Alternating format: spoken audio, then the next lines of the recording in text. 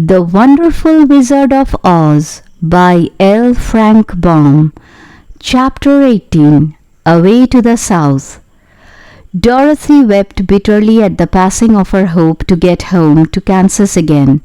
But when she thought it all over, she was glad she had not gone up in a balloon. And she also felt sorry at losing Oz, and so did her companions. The Tin Woodman came to her and said, "Truly I should be ungrateful if I failed to mourn for the man who gave me my lovely heart. I should like to cry a little because Oz is gone, if you will kindly wipe away my tears so that I shall not rust." "With pleasure," she answered, and brought a towel at once.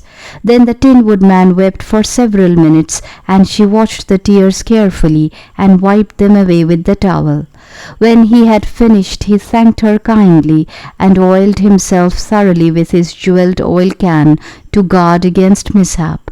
The Scarecrow was now the ruler of the Emerald City, and although he was not a wizard, the people were proud of him, for they said, "There is not another city in all the world that is ruled by a stuffed man," and so far as they knew, they were quite right.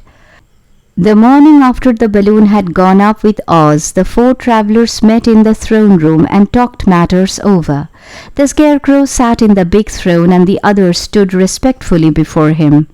"We are not so unlucky," said the new ruler, "for this palace and the Emerald City belong to us, and we can do just as we please. When I remember that a short time ago I was up on a pole in a farmer's cornfield, and that now I am the ruler of this beautiful city, I am quite satisfied with my lot."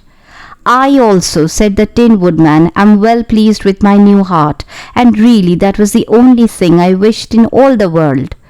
For my part, I am content in knowing that I am as brave as any beast that ever lived, if not braver," said the Lion modestly.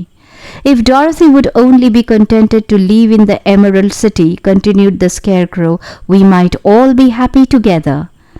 "But I don't want to live here," cried Dorothy. "I want to go to Kansas and live with Aunt Em and Uncle Henry." "Well, then, what can be done?" inquired the Woodman. The Scarecrow decided to think, and he thought so hard that the pins and needles began to stick out of his brains. Finally he said, "Why not call the winged monkeys and ask them to carry you over the desert?" "I never thought of that," said Dorothy joyfully. "It's just the thing. I'll go at once for the golden cap." When she brought it into the throne room, she spoke the magic words, and soon the band of winged monkeys flew in through the open window and stood beside her. "This is the second time you have called us," said the Monkey King, bowing before the little girl. "What do you wish?" "I want you to fly with me to Kansas," said Dorothy. But the Monkey King shook his head. "That cannot be done," he said. "We belong to this country alone and cannot leave it. There has never been a winged monkey in Kansas yet, and I suppose there never will be, for they don't belong there. We shall be glad to serve you in any way in our power, but we cannot cross the desert. Goodbye." And with another bow, the Monkey King spread his wings and flew away through the window, followed by all his band. Dorothy was ready to cry with disappointment. "I have wasted the charm of the golden cap to no purpose," she said, "for the winged monkeys cannot help me." "It is certainly too bad," said the tender-hearted Woodman. The Scarecrow was thinking again, and his head bulged out so horribly that Dorothy feared it would burst. "Let us call in the soldier with green whiskers," he said, "and ask his advice." So the soldier was summoned and entered the throne room timidly, for while Oz was alive he never was allowed to come further than the door. "This little girl," said the Scarecrow to the soldier, "wishes to cross the desert. How can she do so?" "I cannot tell," answered the soldier, "for nobody has ever crossed the desert unless it is Oz himself." "Is there no one who can help me?" asked Dorothy earnestly. "Glinda might," he suggested. "Who is Glinda?" inquired the Scarecrow. "The Witch of the South. She is the most powerful of all the witches and rules over the Quadlings. Besides, her castle stands on the edge of the desert, so she may know a way to cross it." "Glinda is a good witch, isn't she?" asked the child. "The Quadlings think she is good," said the soldier, "and she is kind to everyone. I have heard that Glinda is a beautiful woman who knows how to keep young in spite of the many years she has lived." "How can I get to her castle?" asked Dorothy. "The road is straight to the south," he answered, "but it is said to be full of dangers to travelers.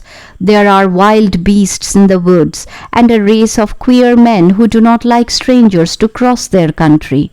For this reason, none of the Quadlings ever come to the Emerald City."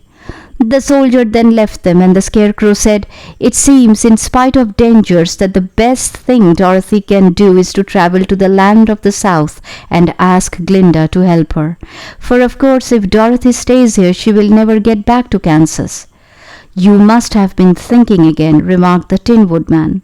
"I have," said the Scarecrow. "I shall go with Dorothy," declared the Lion, "for I am tired of your city and long for the woods and the country again. I am really a wild beast, you know. Besides, Dorothy will need someone to protect her." "That is true," agreed the Woodman. "My axe may be of service to her, so I also will go with her to the land of the south." "When shall we start?" asked the Scarecrow. "Are you going?" they asked in surprise. "Certainly. If it wasn't for Dorothy, I should never have had brains. She lifted me from the pole in the cornfield and brought me to the Emerald City. So my good luck is all due to her, and I shall never leave her until she starts back to Kansas for good and all." "Thank you," said Dorothy gratefully. "You are all very kind to me, but I should like to start as soon as possible."